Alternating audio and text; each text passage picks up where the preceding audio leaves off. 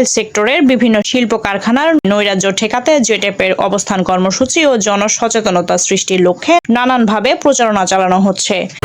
আপনাদের এখানে যত জিএমডি অবস্থা ম্যানেজার সব আমাদের ইঞ্জিনিয়ার জানেন তো, রাতে ফ্যাক্টরি চলছে কোনো দুষ্কৃতকারী 6 সেপ্টেম্বর শুক্রবার সাভার শিল্পাঞ্চল এলাকায় এই অবস্থান কর্মসূচি পালন করা হয়। গত কয়েকদিনে বিভিন্ন শিল্প কারখানায় সংগঠিত নৈরাজ্য, বিশৃঙ্খলা ও ভাঙচুর ঠেকাতে জেটেপের নেতৃবৃন্দ আজকে সাভার শিল্পাঞ্চল এলাকায় অবস্থান নেন। গত কয়েকদিন ধরে বিভিন্ন দাবিতে বিক্ষোভ, ভাঙচুর ও নৈরাজ্য সৃষ্টি করে একটি স্বার্থান্বেষী মহল।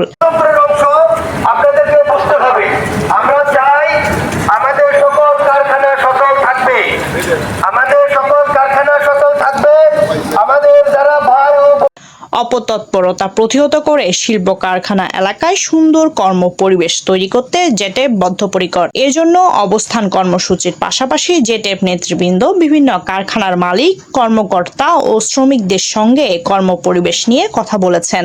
গার্মেন্টস সেক্টরের স্থিতিশীল পরিবেশ যাতে কেউ নষ্ট করতে না পারে সেজন্য তাদের সর্বাত্মক সহযোগিতা প্রদানের আশ্বাস দিয়েছেন জেটেপ কেন্দ্রীয় কমিটির আহ্বায়ক মিরসরাইয়ের সন্তান ইঞ্জিনিয়ার ফখরুল আলম। কোনো বিশৃঙ্খলা করবেন না, কারখানায় আক্রমণ করবেন না।